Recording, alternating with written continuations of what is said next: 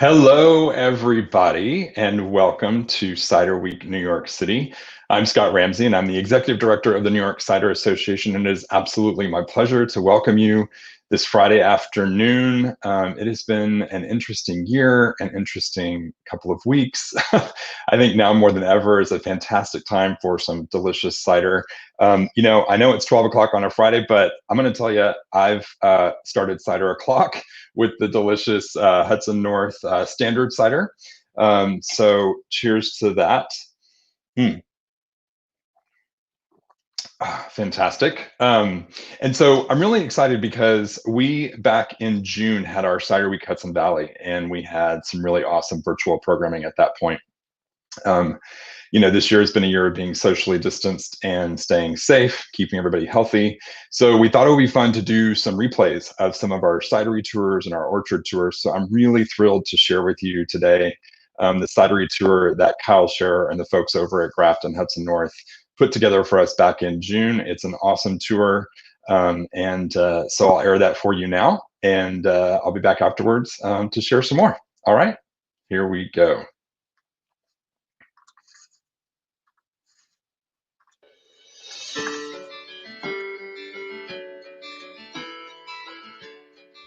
Hey, how's it going, everyone? Kyle from Graft Cider and Hudson North Cider Co.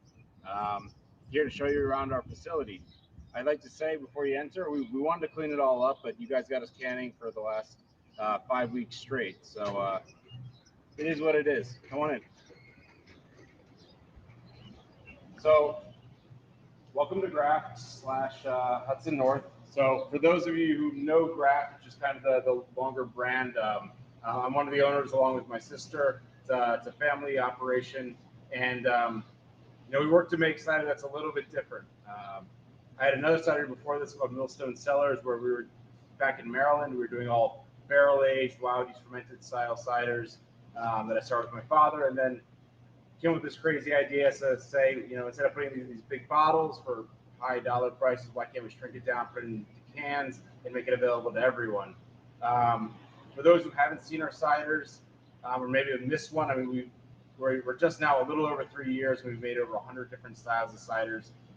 We take inspiration from, first and foremost, European style ciders, and we lovingly call them sour ciders, similar to Spanish style ciders. So they have a little more acidity. They're almost all bone dry.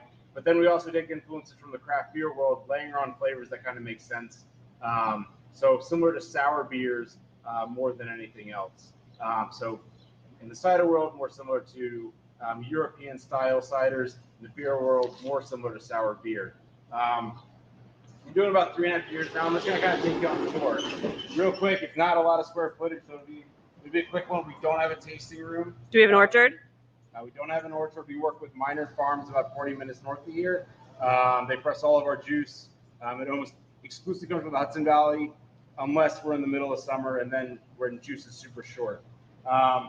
So this is what we've been pretty much using every day that we're in here. It's our wild goose canning line. Nothing too exciting if you haven't seen a production space before. It goes down the line, packs out, and you get delicious cider. We're packaging our new brand, which is Hudson North Cider Company. Going to quickly diverge onto that. So we've been making sour cider for quite a while now, and wanted to do something that had a little more appeal to the masses. So we started making Hudson North using local apples, and we want to do something a little more than just say, hey, we use local apples, we support local agriculture. And what we really want to do is tie it in the local landscape. I'm a transplant. I'm from Baltimore originally, and fell in love with just the amount of access to trails up here. So we've been working with Scenic Hudson, New York, New Jersey Trails as partners, and have done a couple different events called Tap for Trails, where we go out, we raise money to help support the local trail systems, and 10 cents of every gallon that we produce also goes back to the trails at the end of the year. And this is for Hudson North. This is for Hudson North. Yeah, they've been great trail partners. Been really excited, especially as things are opening back up, to get out to form like a hiking club hopefully soon, do some like outdoor kayaking. Really excited for that. It's what I got in my glass right here. That's a hazy, on the drier side of sweet cider, 8 grams of sugar versus 20 that you're going to see, say, from Angry Orchard. Yeah, it's a little bit different. So let me continue the tour. We're going to switch back into the Graft hat, which is what I've lived in for the last 3.5 years. Even though you are wearing a Hudson North hat. Even though I am wearing a Hudson North hat. So I'll take you back to kind of our tank area. Well, first, let's take a look at these big beauties. So these guys, we have about 6 of them in here. They're called igloos, lovingly, because they look like big giant igloos. This is where all of the Graft cider starts. It gets transferred in. You can actually see this one right here sweating because of the, just got delivered today. It's coming out of a cold house, middle of summer. It arrives about 40 degrees. And then we let it heat up for about 3 or 4 days, which is great to get it on Friday because it heats up over the weekend. The wild yeast and bacteria kind of start off for a little bit, and then we add in wine yeast to give it a little more control. And that ferments through about 3 to 4 weeks before packaging. We make a bunch of different styles of ciders with this base. And one of the ones that we love the most and what's kind of the core of what we do is farm floor. For that, we have another process we have to always do.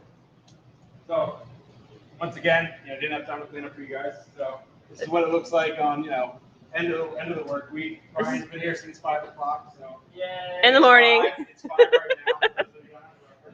He does our quality control. What's behind me right here is our fooder. It's pretty much a massive oak barrel. This one's 75 barrels, which is about 2,350 gallons.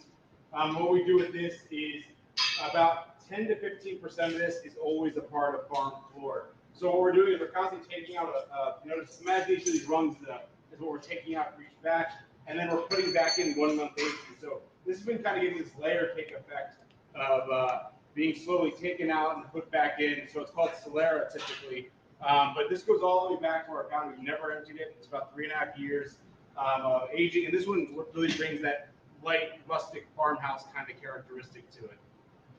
I'm moving to some other stuff we're doing. So right here is our filter. This is something we didn't use in the past, but we've been getting. Thanks, Brian. There's a cat on it. Look what I just drew on there. Yeah. Very clever. You can tell he's the brains of the bunch. So like we're doing some new stuff here. I mean, obviously you see quite limited on space, but doing a lot of fun stuff. Before you all leave, I really want to show you, kind of what we decided to put together for our online store for our Hudson Valley Cider Week pack.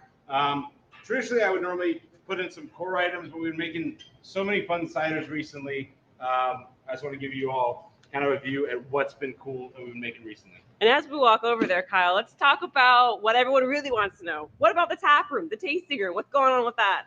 So right now, COVID obviously slowed down our plans a little bit, but I've been, we've been working on it. It's a new space. It's still in Newburgh. It's going to be about 15,000 square feet in total, right over top of a river. It's going to be a really cool kind of, I think, piece, not only for our cidery, but a way to start bringing community in, and a way with Newburgh kind of being the way it is. It's going to be a great way to start revitalizing this area with it's a couple of different cultural elements with indoor and outdoor seating when it does come around.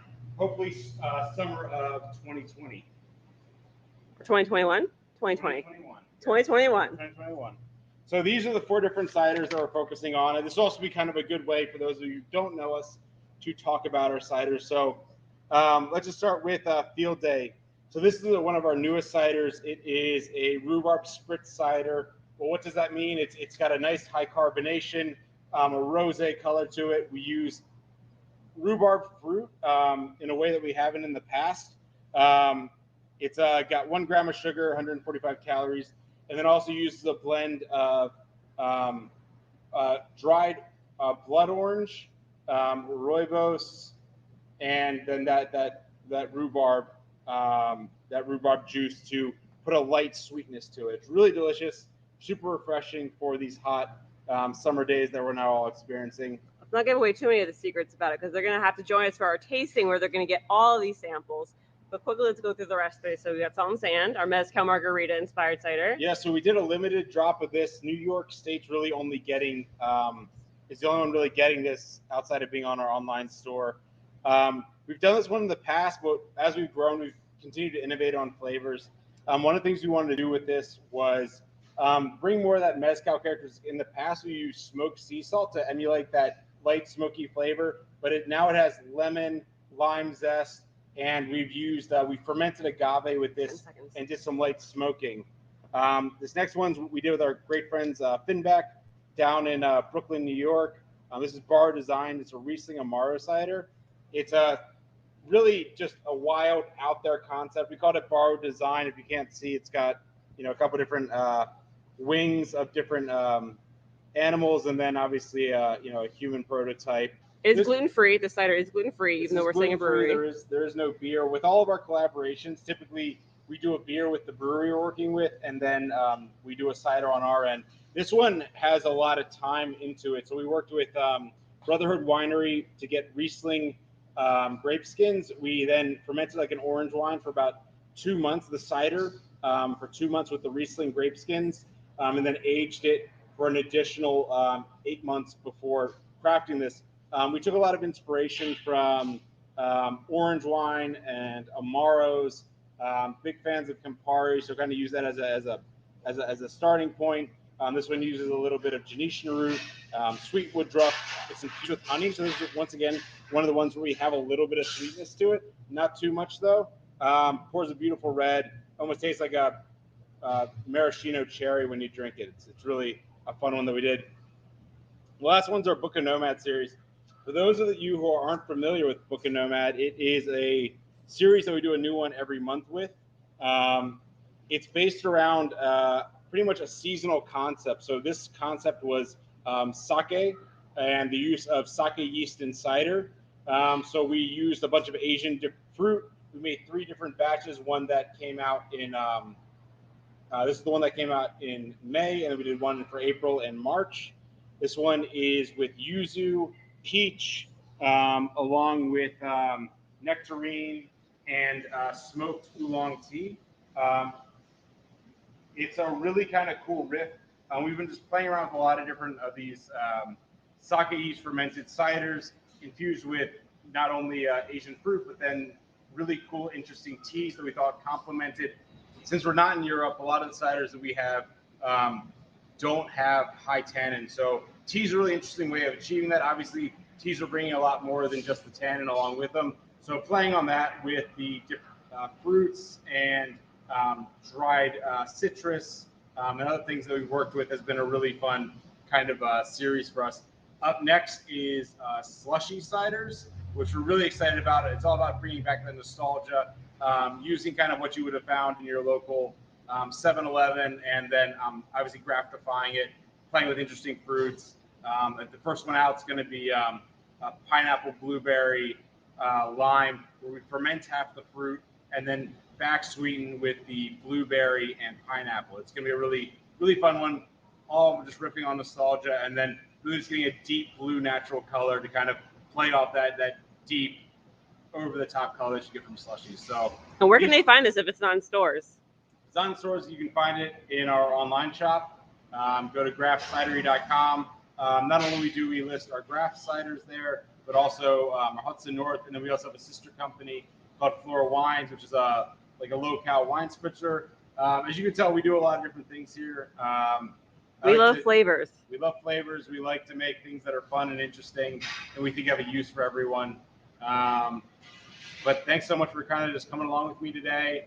Really excited for our tasting room to open up in our new facility. It's going to give us a lot more space, much needed right now. And hope you all can come and make it out there. I'd love to share a glass of cider with you. On that note, cheers.